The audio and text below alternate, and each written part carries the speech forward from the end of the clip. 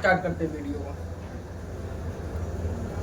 We turn now to that remarkable scientific breakthrough. 13,000 years after the last dire wolf walked the earth, scientists say they've now brought them back. And now, for the first time in the world, it has brought back an extinct species. Dire wolf is the first de-extinct species. The howl of a dire wolf hasn't been heard on planet Earth for more than 10,000 years. क्या होगा अगर आज से हजारों या लाखों साल पहले इस जमीन पर मौजूद वो जानवर जो कि इस वक्त एक्सटिंक्ट हो चुके हैं, यानी नापैद हो चुके हैं, इनकी नस्ल खत्म हो चुकी है, इन्हें एक बार फिर से दुनिया के अंदर वापस लेकर आया जाए। अब सुनने में ये कोई साइंस फिक्शन का कोई कॉन्सेप्ट लगता है जो कि रियलिटी में होना नामुमकिन सा है, लेकिन ये सच है कि दुनिया ने डी एक्सटेंशन की शुरुआत कर दी है। जी हाँ, आपने सही सुना। अब वो वक्त ज़्यादा दूर नहीं जब हमें 10,000 साल पुराने साइबर टूथ टाइगर और वोली मैमथ या फिर 6.5 करोड़ साल पहले ज़मीन पर मौजूद डायनासोर हों, जिसके मुतालिक जुरासिक पार्क फिल्म जैसे साइंस फिक्शन के अंदर आप देखा करते थे। अब ये सब कुछ बहुत ही जल्द एक हकीकत बन सकता है, लेकिन सवाल यहाँ पर यह पैदा होता है कि कैसे। आइए जानने की कोशिश करते हैं।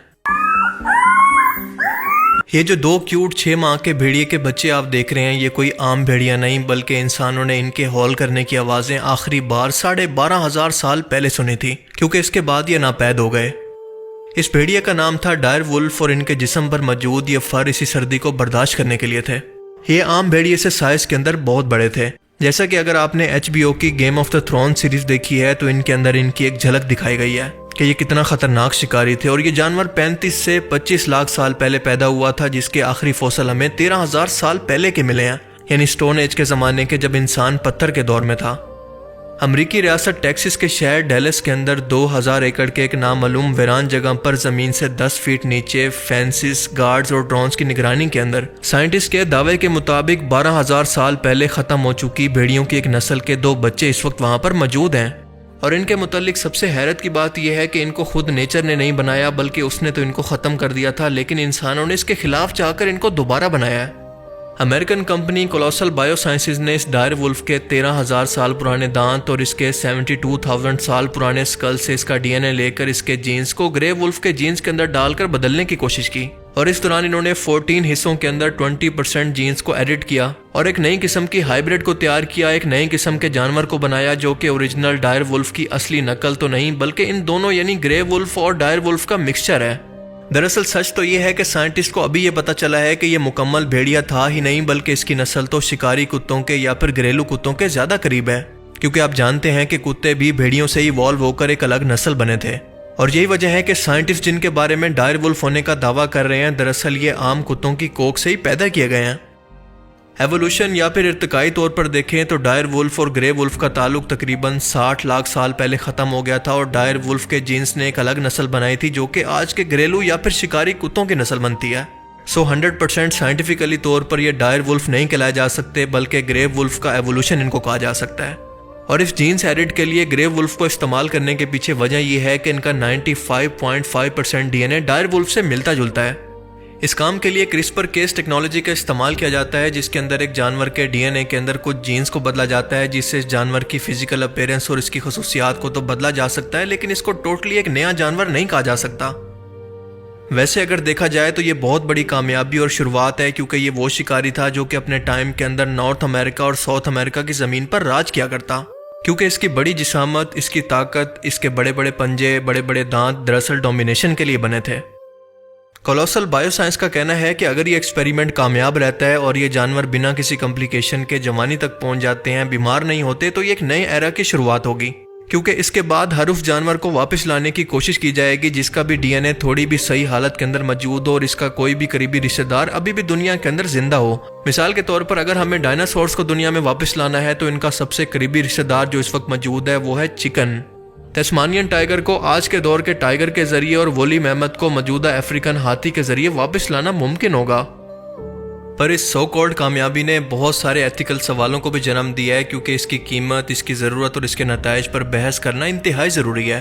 और सबसे अहम सवाल यह है कि जहाँ पर कई अहम तरीन स्पीशीज जानवरों की ख़त्म होने के करीब हैं, ये पैसा, ये रिसर्च उनके लिए करने की बजाय उन जानवरों को वापस क्यों लाया जा रहा है जो कि इस दुनिया से पहले ही जा चुके हैं। और दूसरा सवाल कि आज की दुनिया के अंदर इनका रोल क्या होगा, क्योंकि दुनिया इनके बगैर कई हजार सालों से आगे बढ़ चुकी है। इन जानवरों को कहाँ पर छोड़ा जाएगा और ये कौन डिसाइड करेगा कि इनको कहाँ पर रहना है? क्योंकि आप याद रखें कि अगर मुस्तकबिल के अंदर वो इस तरह के डायर वुल्फ को बनाने के अंदर कामयाब भी हो जाते हैं, फॉर एग्जाम्पल, तो ये जानवर जंगल का इकोसिस्टम बदलने की ताकत रखता है। और अगर इसको जंगल के अंदर छोड़ा जाता है तो इनसे पैदा होने वाले जानवरों का डीएनए भी बदल जाएगा और शिकारी ज्यादा और शिकार कम हो जाएंगे। और जो बचा कुचा वाइल्ड लाइफ इंसान तबाह नहीं कर पाया वो ये शिकारी कर देंगे। अल्लाह ताला के पैदा करदा निज़ाम और इसकी नेचर के साथ छेड़छाड़ इस दुनिया का निज़ाम और इंसानों की ज़िंदगी को ख़तरे में डाल सकता है और इसका इंजाम कभी भी अच्छा नहीं निकला। मिसाल के तौर पर हाइपोथेटिकली जुरासिक पार्क फिल्म के एंड की मिसाल ले लें, क्योंकि ये काफ़ी हद तक रियलिटी पर बेस करता है।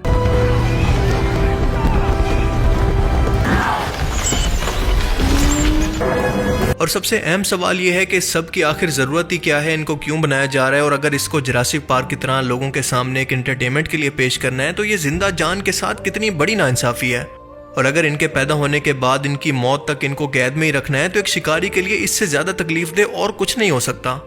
अगर फ़र्ज़ करें कि हम इंसान आज के टाइम के अंदर कुछ ऐसा करने की टेक्नोलॉजी रखते भी हैं तो इसका मतलब ये नहीं कि हमें वो करना भी चाहिए। इस तरह की रिसर्च पर खर्च होने वाले $मिलियन को बीमारों, इंसानों की मदद और इनकी ज़िंदगियों को आसान करने पर खर्च होना चाहिए, ना कि इस तरह के यूजलेस तजर्बात पर जिनका इंसानियत को कोई फ़ायदा नहीं। हम लोगों को ये बात समझनी चाहिए कि अगर आज के दौर के अंदर ये डायर वुल्फ मौजूद नहीं है तो आखिर इसकी कोई वजह भी है। आज के टाइम में आइस एज ख़त्म हो चुकी है, इनके रहने का माहौल भी ख़त्म हो चुका है और इनके माहौल का किरदार भी।